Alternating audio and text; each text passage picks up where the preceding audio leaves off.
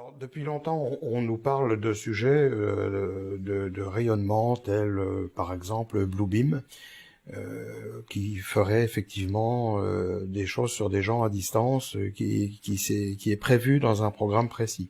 Alors, pour bien situer les choses, Bluebeam est un sous-programme de HARP.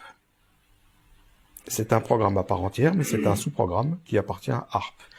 Je précise au passage que HARP, pour ceux qui connaissent, je vais pas trop développer, mais pour ceux qui connaissent pas, il s'agit d'un sujet, d'une technologie sans fil par un grand nombre d'antennes qui est situé donc en Alaska, au nord d'Anchorage.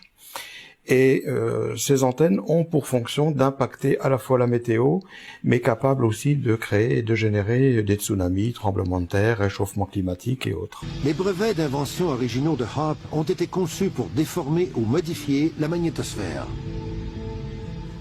C'est intéressant de comparer les humains et la Terre. La Terre est semblable à un champ magnétique et les humains produisent aussi un champ magnétique, particulièrement au niveau du cœur et du cerveau. Chaque cellule de notre corps a une substance magnétique puissante, la magnétite, qui répond avec sensibilité au champ magnétique de notre environnement. Si HARP change la magnétosphère, le champ magnétique de la Terre et tout ce qui se trouve autour, cela aura évidemment un effet sur notre santé et sur notre physiologie. Mais ce même genre de signal, qui émet à la même fréquence, peut affecter l'humeur humaine. Le cerveau humain fonctionne sur des fréquences très basses. Par exemple, quand nous nous concentrons, nous produisons environ 13 à 14 cycles à la seconde. Quand nous méditons, nous produisons 8 cycles à la seconde. Et quand nous dormons, les ondes cérébrales défilent à environ 4 cycles à la seconde. Et HARP est capable de produire toutes ces fréquences. Ces signaux peuvent contrôler le cerveau humain, et si on ne peut pas contrôler ces fréquences et ces multiples dans diverses combinaisons, on peut contrôler toutes sortes d'émotions. On pourrait engendrer de la joie, ou de la tristesse, ou l'humeur qu'on désire. Les commandes de ce HARP sont des technologies très avancées et pas forcément si humaines qu'on croit. Elles sont humaines pour une partie, mais pour une autre partie, elles ne le sont pas. Et pour cause, puisqu'elles sont, pour la majeure partie d'entre elles, situées sur la face cachée de la Lune. Il n'y a sur Terre de commande HARP que ce que l'humanité peut s'attaquer, mais sans impacter le programme par lui-même. Les véritables commandes sont sur des bases lunaires. Ces bases, ensuite, sont entre les mains de personnes humaines et de personnes non humainement structurées. Voilà. Donc là, je rentre pas dans plus de détails que ça. C'est pas l'objet aujourd'hui. Je referme cette parenthèse parce qu'elle a son importance dans le sujet qu'on va développer. D'accord. Il y a également, à travers la Terre, il y a des relais HARP, hein, évidemment. Tout à fait. Tout n'est pas concentré en Alaska. Non, tout n'est pas concentré en Alaska. Aujourd'hui, les technologies sans fil que nous utilisons au quotidien se présentent de manière très différentes les unes des autres. Certaines sont directement reliées au HARP à travers nos réseaux électriques, à travers le maillage des réseaux Hartmann, Curie et compagnie. Et par conséquent, d'autres technologies telles que nous utilisons par exemple en informatique, en téléphonie et autres, n'ont rien à voir directement avec le HARP, mais sont aussi une partie du programme. Ce que vous voulez dire, c'est que si les commandes de ce programme HARP, dont Bluebeam n'est qu'un sous-programme, si les commandes sont sur la Lune, ce que vous êtes en train de nous dire, c'est qu'il n'y a pas moyen de le stopper, ce mécanisme. C'était créé et ça a été transplanté là, sur le sol lunaire. Bon nombre de navettes dans les programmes spatiaux, notamment américains, mais russes aussi, et européens à travers l'ESA, ont servi justement à transplanter la technologie pour l'installer sur le sol lunaire, de manière à ce que tout soit verrouillé et que personne ne puisse y avoir accès. On sait très bien ce qui va arriver sur Terre dans très peu de temps, on s'y prépare, mais de toute façon, l'homme en tant qu'humain ne pourra pas faire quoi que ce soit pour entraver ce qui est prévu. Tous les programmes spatiaux qui aujourd'hui s'en vont vers différents endroits, différentes planètes, ne sont pas que de la recherche. C'est aussi de l'implantation de choses parfaitement bien maîtrisé. Il existe la NASA telle que tout le monde la connaît, mais il y a une autre NASA qui fait autre chose. Tout à fait. Il suffit de regarder comment les lieux de culte, les églises, synagogues et autres sont implantés. On voit bien que des fois les maisons sont bien droites et la seule chose qui est de travers, c'est le lieu de culte. Parce qu'en dessous, il y a un nœud tellurique. C'est un nœud énergétique. Et ça, ce nœud-là, il est très utile. Il est très recherché. Les gens qui travaillent dans ces domaines savent très bien de quoi il est question. Lorsque j'ai émis le rapport Oméga, que certains connaissent déjà bien, je ne suis pas rentré dans trop de détails, mais j'ai fourni quand même un grand paquet de photos qu'on peut retrouver facilement, de manière à pouvoir faire prendre conscience de certaines choses, de l'existence de certaines choses. Comment ça se manifeste? Ce sont des photos qui ont été prises par satellite. L'œil humain ne peut pas s'en rendre compte. Quand on passe en voiture, on ne fait pas attention.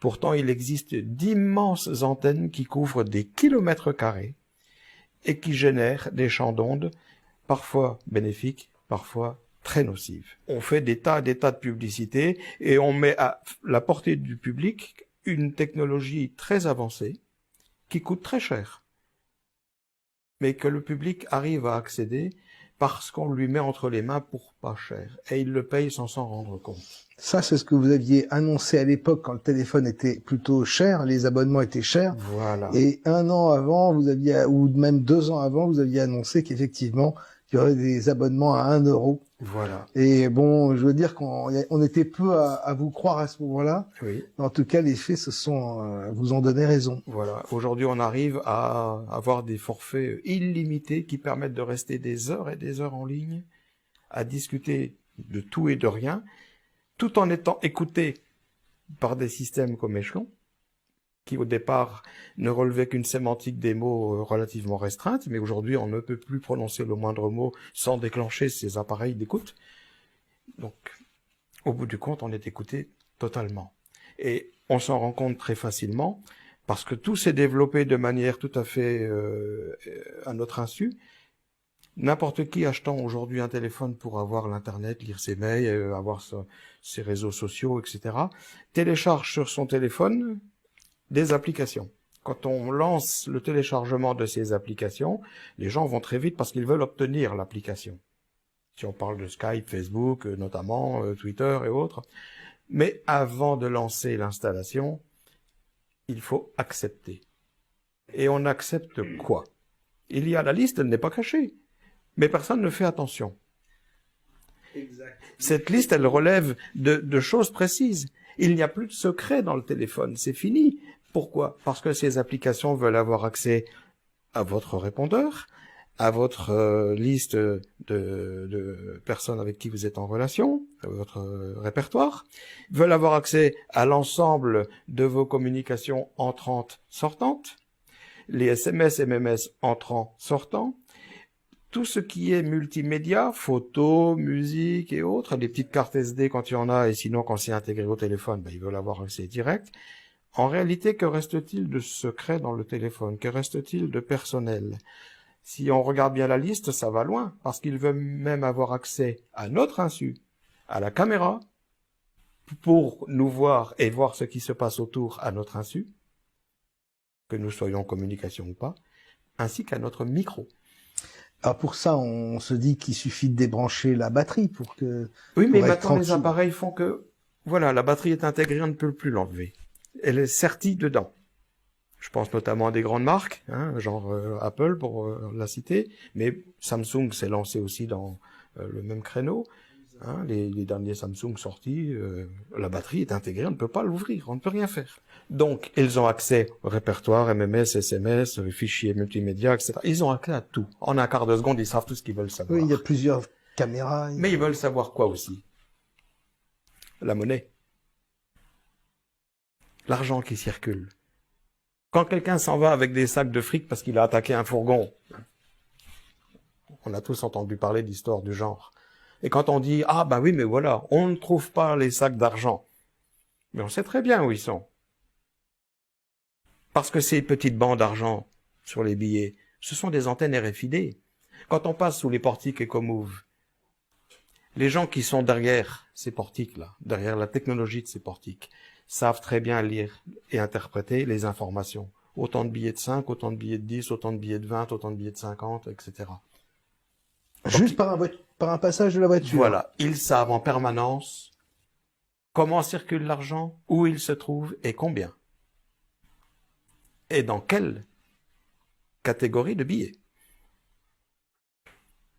Donc quand on dit qu'on ne trouve pas 20 millions qui ont été détournés dans des sacs, personnellement, moi, ça me fait sourire.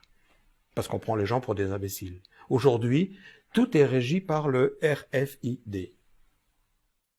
Tout. Il suffit d'élever un petit peu avec un drone, avec un avion ou un satellite. Il y a aujourd'hui, Google Earth se met en exergue gratuitement à qui veut bien s'intéresser au sujet.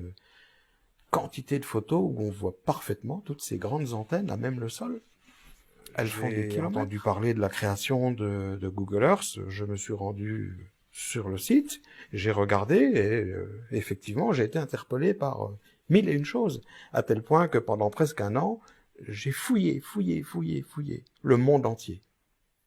Je passais mes nuits à fouiller le monde entier via Google Earth. Alors, de là, effectivement, j'ai sorti un document en montrant les choses. Ce document s'appelle le rapport Oméga. Il y a beaucoup de gens d'ailleurs qui le connaissent. Et j'ai mis en exergue ouvertement ce que montrait gratuitement Google Earth. Et on y retrouve toutes ces antennes RFID. J'ai commencé par... Parce que quand on ouvre Google Earth, ça allait directement sur le Texas et l'Alabama. L'Alabama est une partie qui coiffe le haut du Texas, comme ça. Hein, il y a une bande. Et dans cette bande-là, c'est là-dessus qu'à l'époque s'ouvrait Google Earth. Donc on zoomait dessus et on s'aperçoit qu'on a un damier qui est parfaitement régulier, dans les moindres détails. Il n'y a pas un centimètre de plus qu'ailleurs. Chaque case fait 1200 mètres carrés. Dans chacune de ces cases, on y trouve des cercles, soi-disant de culture. Le problème, c'est que quand on se promène là-bas, en voiture, parce qu'on peut quand même y passer, il y a des routes qui y passent, mais il ne faut pas s'arrêter. Parce que on vous répond, enfin, si vous posez la question de savoir ce qu'on cultive dans ces endroits, on va vous répondre la même chose. Qu'est-ce qu'on y cultive? Des salades. Parce que dès l'instant qu'on est sur ces routes, systématiquement, on est filmé. Il y a des mâts, il y a des caméras qui filment, et c'est pas des petites caméras ni rien, c'est de la très très haute densité. Et subitement, comme ça, on sait pas d'où ça sort. Il n'y a pas d'habitation, il n'y a rien, il n'y a pas de base militaire, il y a rien sur des centaines de kilomètres. Et d'un seul coup, on se retrouve survolé par des hélicoptères qui nous somment de ne pas s'arrêter et de continuer notre route. Pourquoi ne faut-il pas s'arrêter? C'est précisément là où moi ça m'a interpellé. Alors, l'ordinateur étant un outil de travail très intéressant, puisqu'on nous met à notre disposition des technologies intelligentes, utilisons-les intelligemment. Donc j'ai zoomé. Je suis descendu aussi près que j'ai pu, jusqu'à la limite du flou, pour vraiment me rendre compte de ce qu'il y avait dans ces cases. Et de là est sorti ce fameux document, le rapport Oméga, qui est accompagné à la fin d'un DVD de 12 000 photos.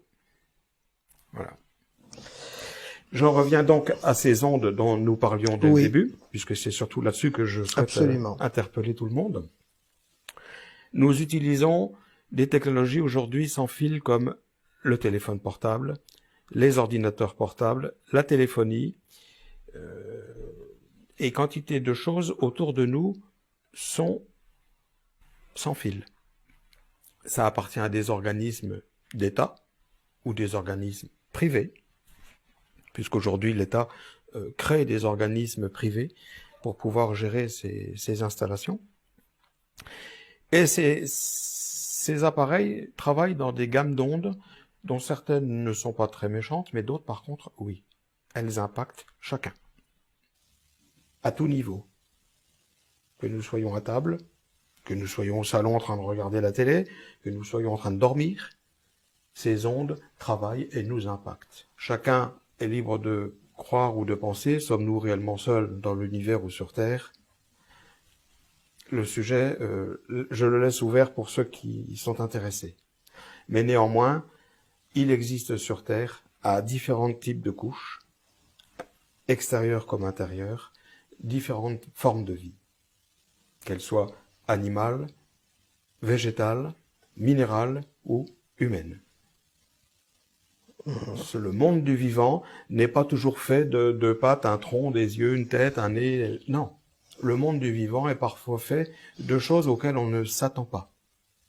Un arbre, une plante, c'est vivant. Ça n'a pas de pattes, ça n'a pas d'œil, ça n'a pas... Voilà. Mais c'est vivant. Et ces formes de vie-là sont aussi impactées par les ondes. Il suffit d'approcher une plante qui se porte bien près d'un simple compteur Linky. En très peu de temps, on va voir la plante devenir toute chétive, avoir certaines maladies. Pourquoi? Alors, chacun pourra en penser ce qu'il en veut, mais on est depuis très peu de temps entré dans le tout connecté. On a les lunettes qui sont connectées. On ne sait plus où sont ces lunettes. Ah, bah, elles sont connectées. Il suffit de les appeler. Et je crois que les grandes sociétés qui ont élaboré ces systèmes de lunettes connectées cherchaient également en dessous à faire des contrats avec certains ministères. Tout à fait. Ministère de la Défense et autres, j'ai entendu dire ça. Oui. Donc pour que ces lunettes connectées puissent être en fait connectées aussi sur certains serveurs. Voilà. Mais moi j'appelle le public directement. Moi j'appelle le public à réfléchir parce que des lentilles qui sont connectées, elles sont connectées à qui, à quoi? Elles sont connectées premièrement à ce qu'on voit, puisqu'elles retransmettent ce qu'on voit. Mais ce qu'on voit, c'est l'œil qui voit. Et cet œil qui voit, il est quand même relié de manière humaine au cerveau. Ça veut dire que les lentilles transmettent à la fois ce que la personne voit, mais elles sont également connectées au cerveau. Et donc ce que la personne éprouve en voyant certaines choses. Ce que la personne éprouve lui va directement au cerveau, et ce qu'elle voit lui renvoie également des informations, des choses, des états, bons ou moins bons, directement au cerveau. Ceci est la caméra de contact iCast. Une caméra HD qui se porte sur l'œil. Voici comment elle se place. Voici comment elle fonctionne. Et voici ce qu'elle voit.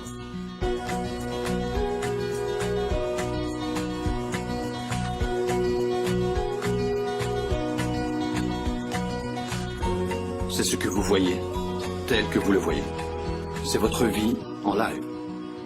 C'est le live de votre vie. Technologie, genre pré-crime et autres, comme on a vu dans les films, le rapport minoritaire. Imaginez un monde sans meurtre. J'ai perdu mon meilleur ami. J'ai perdu ma tante. J'ai perdu mon papa. J'ai perdu mon père. J'ai perdu ma femme. Il y a 6 ans, le taux d'homicide dans ce pays avait atteint des proportions épidémiques. Il semblait que seul un miracle pouvait stopper l'hémorragie. Mais au lieu d'un miracle, nous en avons eu 3. Les précognitifs. En seulement 1 mois, dans le cadre du programme Pré-Crime, le taux de meurtre dans le district fédéral de Columbia fut réduit de 90%. Ils étaient une bande qui m'attendait dans la voiture. Il voulait me violer. J'allais me faire poignarder. Ici. En 1 an, Pré-Crime a effectivement arrêté le meurtre dans la capitale de notre nation. Depuis 6 ans que notre petite expérience a été menée à bien, il n'y a pas eu un seul meurtre. Et maintenant, Pré-Crime peut fonctionner pour vous. Nous voulons être absolument certains que chaque citoyen américain peut compter sur l'infaillibilité totale du système et que ce qui assure notre sécurité peut aussi garantir notre vie et notre liberté. Pré-crime, ça fonctionne. Ça fonctionne. Ça fonctionne. Ça fonctionne. Ça fonctionne. Ça fonctionne. Le mardi 22 avril, votez oui à l'initiative nationale Pré-Crime. Il faut comprendre comment ils arrivent à ces technologies et pourquoi elles sont mises au point. Donc ils créent le problème pour présenter la solution de manière à ce que ce soit une soi-disant solution du problème. En fait, c'est pour une autre solution que les gens n'imaginent pas et qui va beaucoup plus loin que ce qui en est dit, quoi, on va dire. Alors cette technologie Blue, on la retrouve un peu... On la retrouve dans beaucoup de choses. Hein. On a parlé tout à l'heure du Blue Beam avec un rayon bleu sur certaines choses.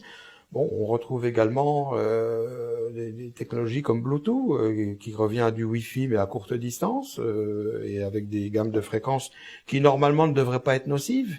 Mais quantité de personnes qui utilisent des claviers Bluetooth au bureau ou une souris sans fil reconnaissent avoir des engourdissements, des picotements, de la fatigue, etc. Et quand on soulève le clavier, qu'on le retourne, il est bien expliqué en dessous que si on a des engourdissements, il faut tout de suite aller consulter.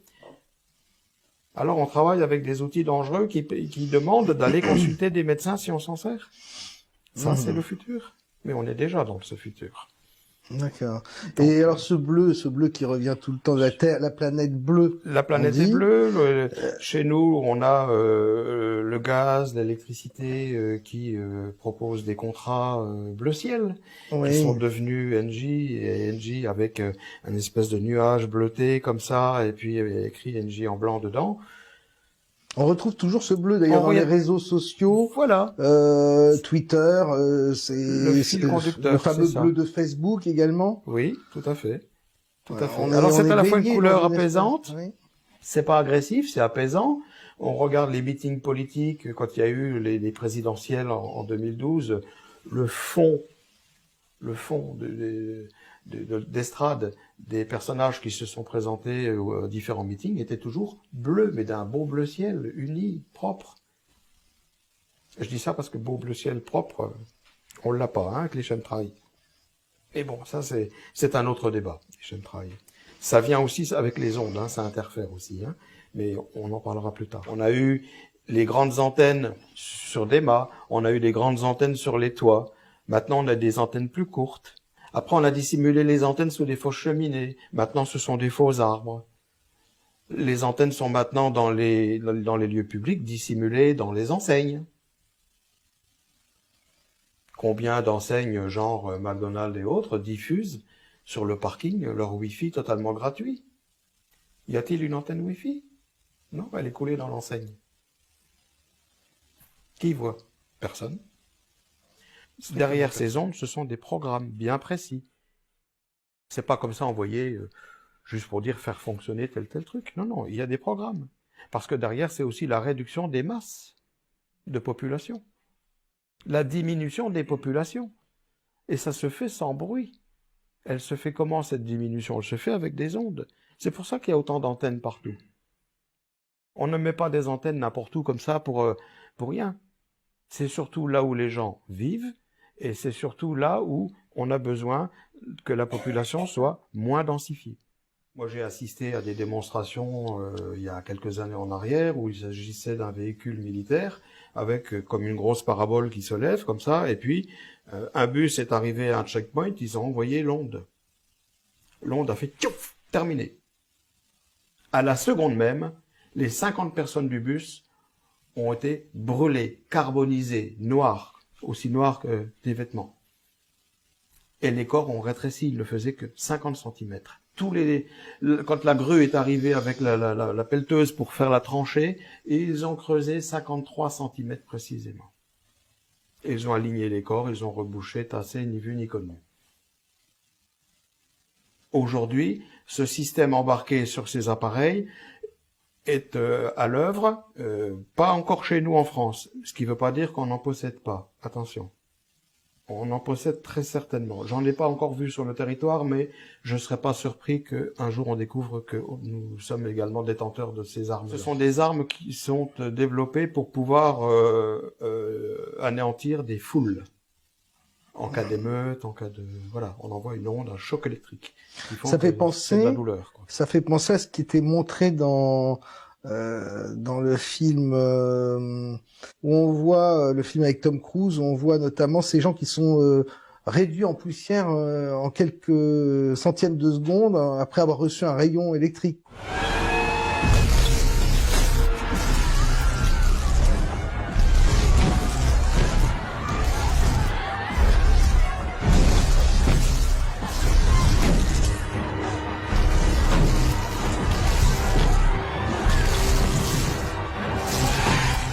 Tu parles de réduction en poussière, ça me fait penser à quelque chose, les fameuses tours du World Trade Center.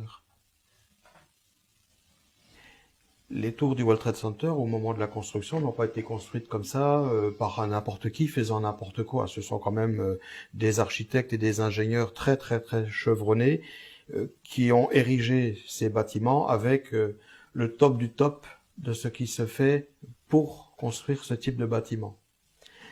Comment est-ce qu'on peut expliquer que d'un seul coup, oublions les avions, hein, qui sont soi-disant rentrés dedans, qui à mon sens sont plus un effet d'optique qu'autre chose. Mais comment du béton vibré à une telle densité est tombé comme ça en cendres pour s'effondrer? C'est des ondes.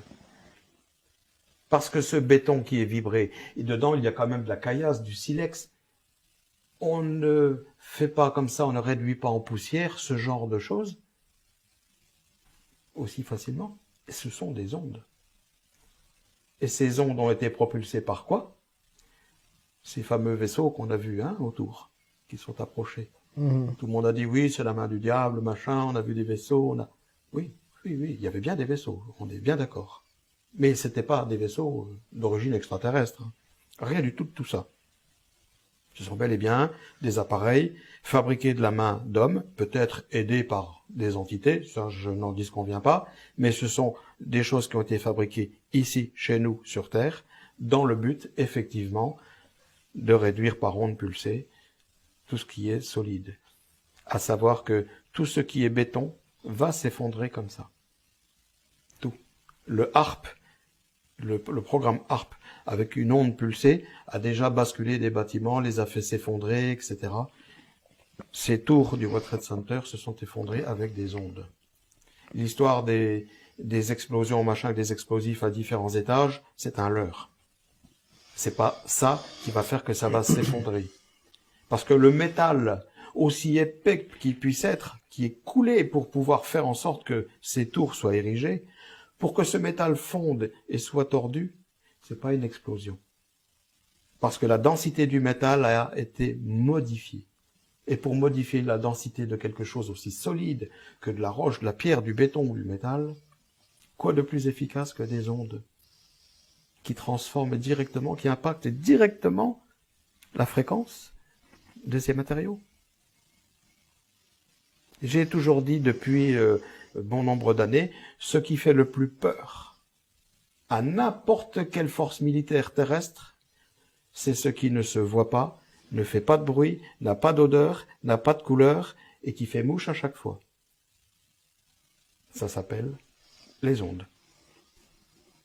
Et aujourd'hui, on se livre des guerres, de missiles, etc., qui vont de manière intercontinentale se livrer des combats, mais tout est fait avec des ondes. Tout. C'est pas une poudre ou un élastique qui envoie comme ça. Non. Ce sont des choses qui sont guidées par satellite, guidées par... Mais ce sont des ondes. Un vaccin, comme j'ai expliqué déjà plusieurs fois, c'est composé de quoi? C'est composé de cristaux liquides qui sont complètement neutres. On en a de manière naturelle dans le corps. Donc quand on se fait vacciner, on nous injecte des cristaux liquides, mais ce qui est dangereux, c'est ce que l'on ajoute à ces cristaux, ce qu'on appelle un adjuvant. Et c'est cet adjuvant-là qui est dangereux, voire mortel. Alors quand on écoute les informations à la télé, ou à la radio, ou dans les journaux, on voit que quand il y a une pandémie, c'est ciblé.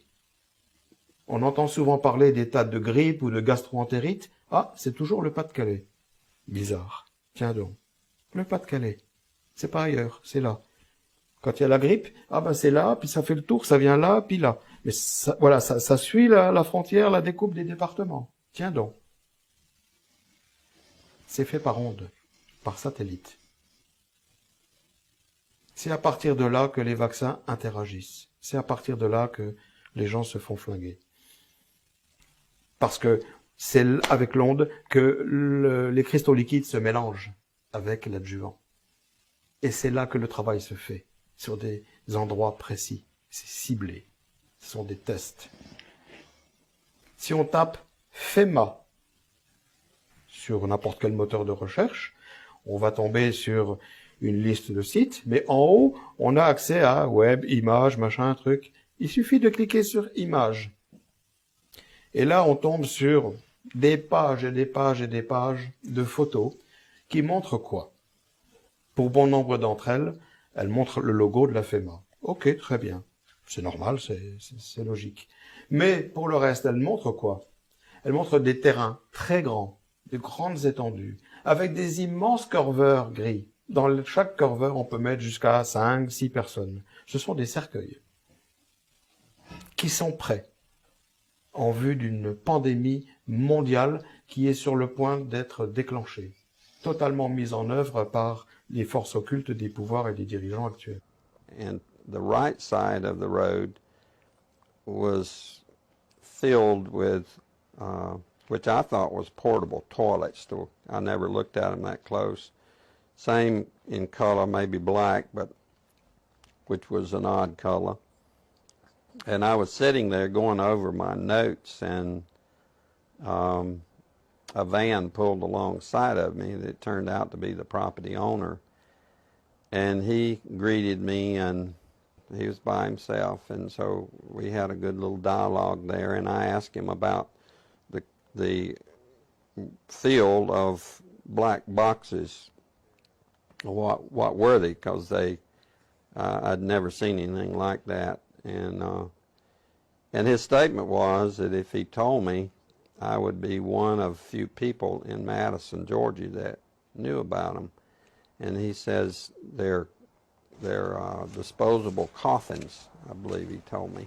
And he says there's 100, at that time, he said there was 125,000 there.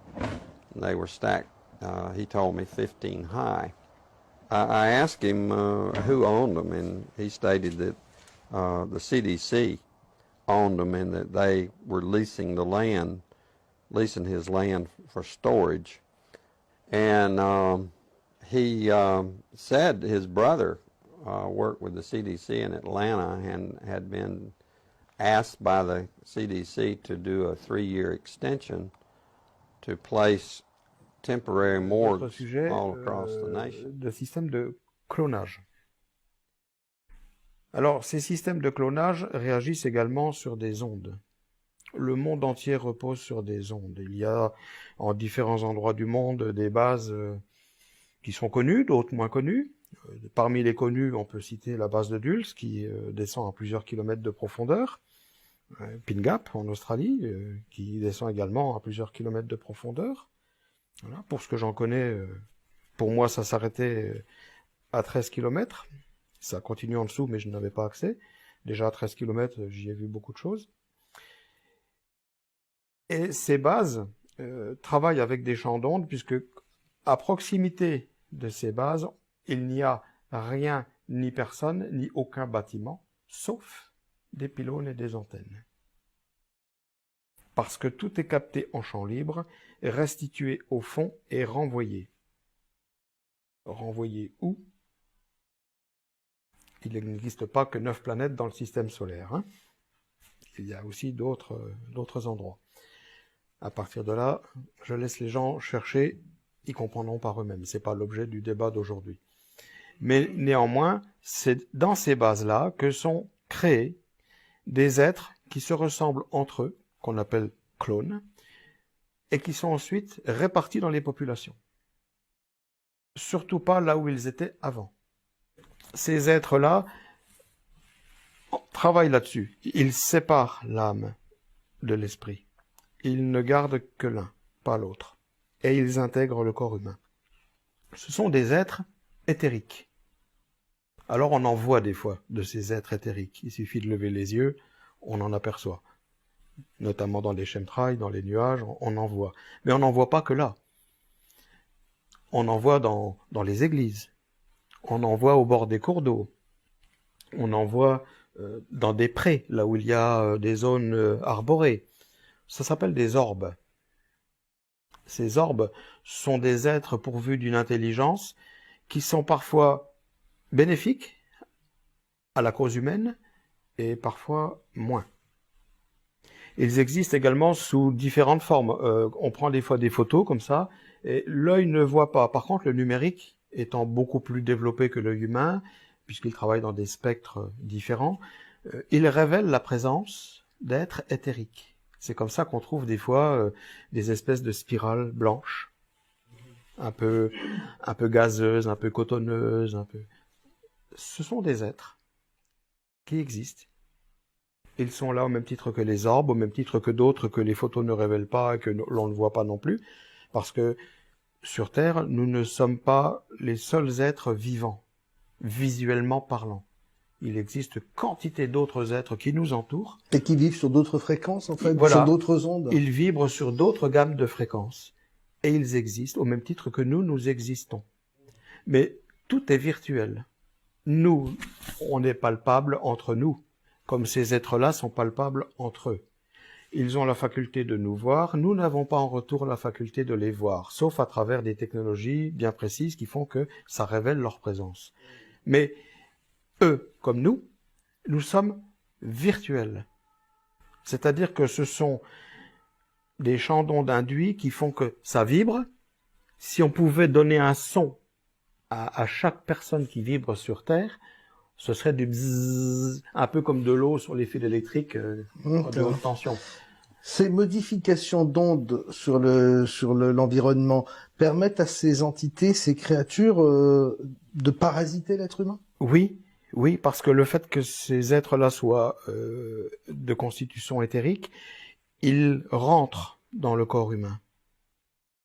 Beaucoup d'humains aujourd'hui, en tant qu'humains, en tant que personnes, sont des gens tout à fait, on va dire, tout à fait merveilleux. Pour autant, ne sont-ils pas habités de quelque chose qui est beaucoup moins merveilleux? Ce qui explique aussi que par des champs d'ondes induits, ces gens deviennent exécrables, méchants, sauvages, assassins. Il arrive que des gens qui ont des familles avec femmes et enfants massacrent pendant la nuit toute leur famille. Et arrivés au petit matin, se demandent « Mais qu'est-ce que j'ai fait? Qu'est-ce qui m'est arrivé? Pourquoi j'ai fait ça ?» Ils ne comprennent pas.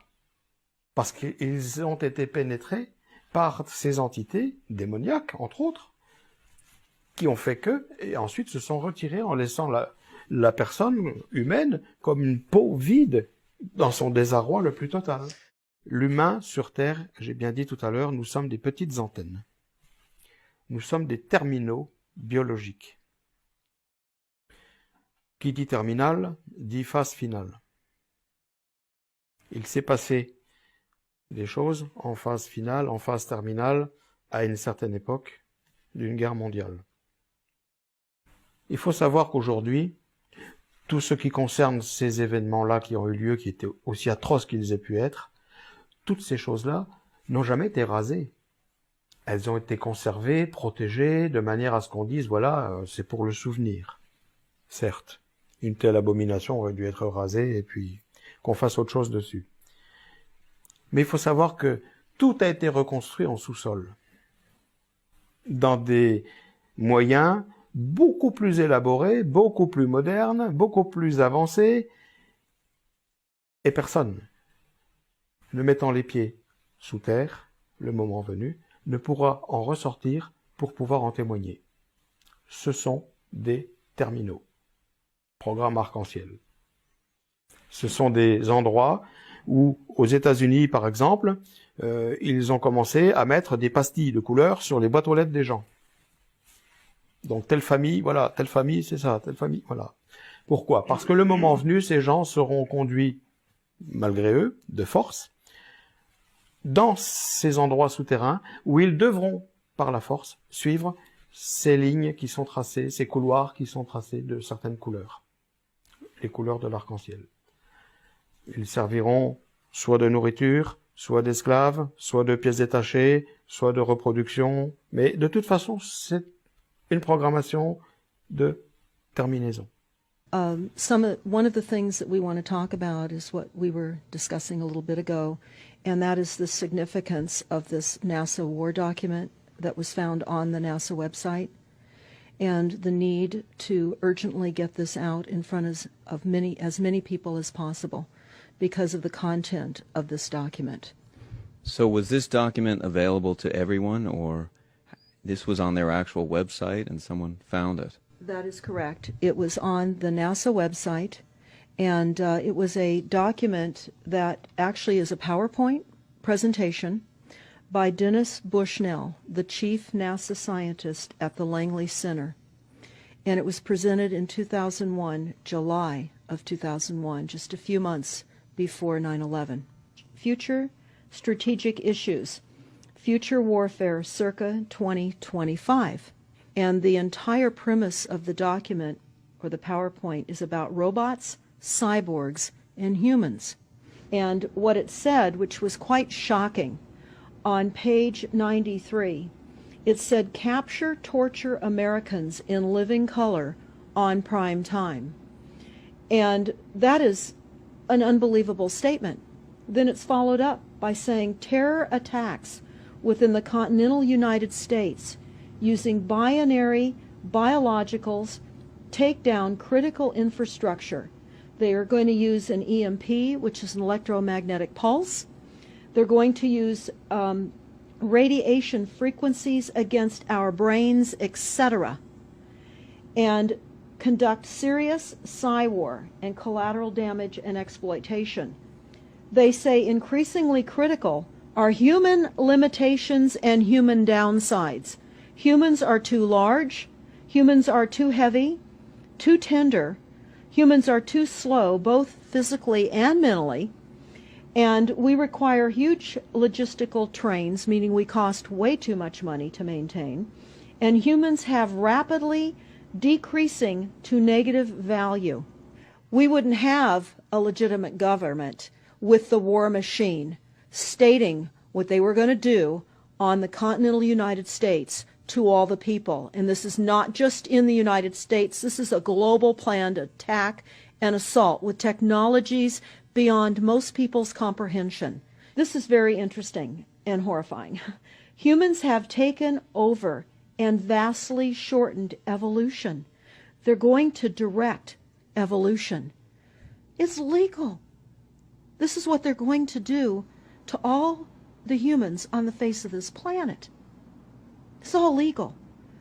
And then they talk about how the use of frequencies will be used in warfare. And we know, for example, the smart meters that are being deployed around the globe, the replacement of our electric meters, which will also and does include the replacement of all of our gas meters and our water meters as well, and will be connected to our food supply when they collapse the currency and they issue energy allowances, and that will all be controlled through the metering system. And they say 100% of the human population will be affected by these frequencies. Some will be the canaries in the coal mine, which is a term that they've been using as people have been dropping like flies. People are experiencing all kinds of health maladies. Generally, it starts with the ringing of the ears, heart palpitations, skin rashes, inability to sleep through the night. And what they're doing is they're jamming our immune systems with these frequencies. It all lines up. Everything lines up. You connect the dots. You see the NASA war document.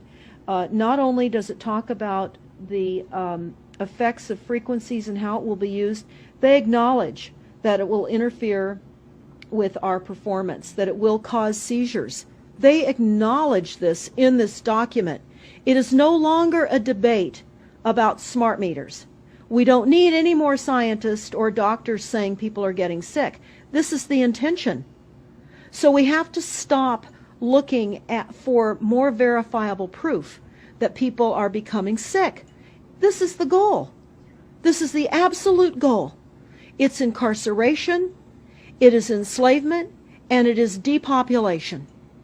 And it is massive mind control. The frequencies have multiple purposes. Dans tous les cas de figure, toute personne qui rentrera là-dessous, de son gré ou de force, personne ne pourra en ressortir. En aucun cas. Tous les moyens ont été pensés les plus sophistiqués qui soient, et je ne vais pas au bout de ce que je sais parce que je ne peux pas me permettre de le faire, mais je peux dire que personne ne peut ressortir s'il met les pieds là-dessous. Personne.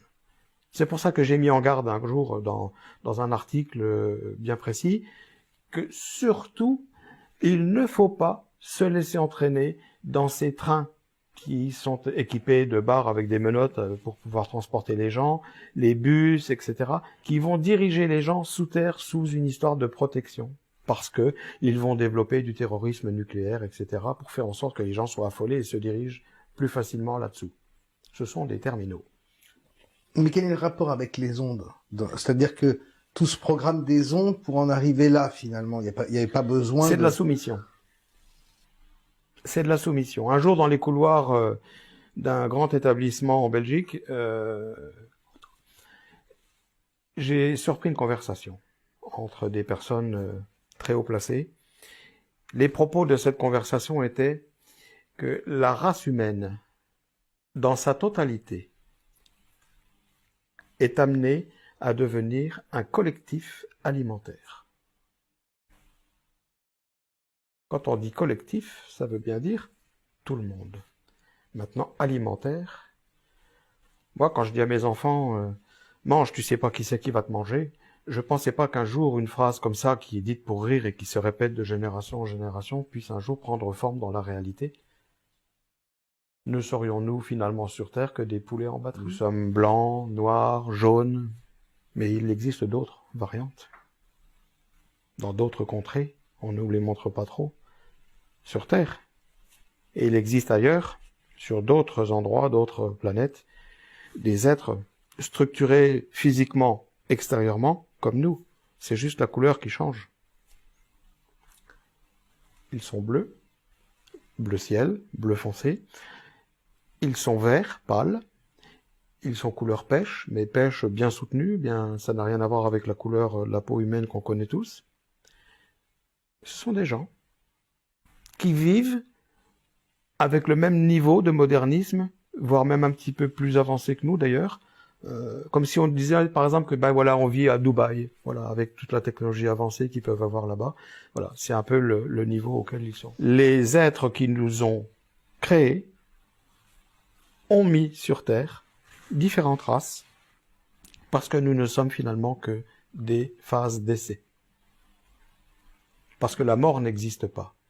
Je sais de quoi je parle pour avoir subi de manière très particulière une EMI qui m'a ensuite orienté ma vie très différemment. J'ai eu un parcours très différent, très surprenant, auquel je ne m'attendais pas du tout, en aucune manière, et qui m'a apporté beaucoup aussi, hein, en retour. J'ai longtemps d'ailleurs été une interface entre certains organismes et puis des entités. Aujourd'hui, les entités qui sont intégrées à des humains sur Terre font penser que c'est un groupe d'humains qui veut faire ceci, cela. Ce n'est pas un groupe d'humains. Ce sont bel et bien des entités qui ont pris forme humaine à travers des humains, qui sont à l'origine de toutes ces technologies avancées pour pouvoir faire en sorte de satisfaire leur avancée technologique, leurs désirs, leurs fantasmes dans certains cas, parce que si l'on tient compte de certains programmes de certaines races extraterrestres, notamment les gris, il s'agit bien de fantasmes. Hein. On n'est pas dans la recherche scientifique avancée, machin, c'est pas ça. Hein. C'est une race d'hybrides qui vit de manière collective, qui pense de manière collective, qui agit de manière collective, mais dans de la fantasmagorie. Ils n'ont absolument aucun état d'âme. L'humain pour eux ne représente rien, pas plus qu'une mouche ne représente quelque chose pour un humain. Une souris dans un laboratoire, il n'y a personne qui va endormir la souris pour la disséquer, pour prendre ci, pour prendre ça. C'est exactement ce que font ces êtres quand ils sont adultes, quand ils sont en pin-gap, quand ils sont ailleurs. C'est ça. Certains vivent en totale liberté en surface, sur la Terre, en ayant pris forme humaine. On n'a jamais vu autant de personnes choper des enfants pour leur faire subir tout et n'importe quoi. Qui sont ces gens? Si on pouvait les ouvrir comme ça, puis les radiographier pour voir ce qu'il y a dedans, on serait très surpris. Et au niveau du timing, est-ce que vous avez une idée de la façon dont évoluent les choses? Alors les choses, elles évoluent de manière très particulière, c'est-à-dire qu'on a souvent la sensation de faire 2 pas en avant, 1 pas en arrière. Pourquoi? Parce qu'à toute mesure correspond une contre-mesure. Il y a ce que certains souhaitent, et qui avancent, malgré tout, contre ce contre quoi on ne peut pas lutter parce que c'est tellement sournois et puis ça a été mis en place depuis tellement longtemps que c'est rentré dans notre façon de vivre et on ne s'en rend même plus compte. À tel point que si on ne satisfait pas à ça, c'est nous qui nous mettons volontairement en marge et devenons à cet égard punissables. Il sera donné aux forces de l'ordre qui sont les forces sataniques des moyens incommensurables pour pouvoir enfermer l'humanité et pouvoir la servir. Et toutes ces ondes sont en train de débiliser les gens pour qu'ils deviennent de plus en plus bêtes dans des publicités, des programmes télé, des jeux, etc., pour que justement ils ne puissent pas réfléchir et qu'ils n'arrivent pas à accéder à la fréquence qui permet de pouvoir être au-dessus de tous ces problèmes. La révélation de l'existence d'autres planètes et commence à se faire sur la pointe des pieds. On trouve de plus en plus de lunes, on trouve des planètes, on trouve... Bon, il y a plus de 240 planètes actuellement dans notre système solaire, mais c'est tenu ultra secret, et si on en parle, on se fait très vite passer pour imbécile et on se fait discréditer. Bon. La physique sur laquelle l'humanité s'appuie à l'heure actuelle va connaître dans quelque temps un très très très grand changement, un très très grand bouleversement. Ça n'aura plus rien à voir. Toutes choses anciennes vont disparaître. Toutes choses anciennes, y compris la physique du corps humain. C'est pour ça que je dis attention, il y a des ondes qui sont nocives, il y a des ondes qui sont bénéfiques. Ne nous laissons pas attaquer, ne nous laissons pas nuire et enfermer et ensevelir sous un tas d'ondes toxiques. Relevons la tête, faisons ce qu'il faut en interférométrie, et ces ondes toxiques, on peut les bloquer. Il faut seulement que chacun se blinde, comme les câbles blindés qui devraient normalement exister pour utiliser ces compteurs intelligents. C'est à nous, en tant qu'être humain, de se montrer intelligent de manière interférométrique pour faire face à ce qui va arriver là. Parce que ça, si on ne fait pas face, ça va être un grand trou noir et l'humanité sera emmenée dedans et c'est terminé. C'est à nous à faire en sorte que, justement, ce trou noir, il aille dans l'autre sens. Oui, j'espère qu'on réussira à relever ce défi. Merci beaucoup, Monsieur X. Soyons le boson de X. Merci beaucoup. Merci.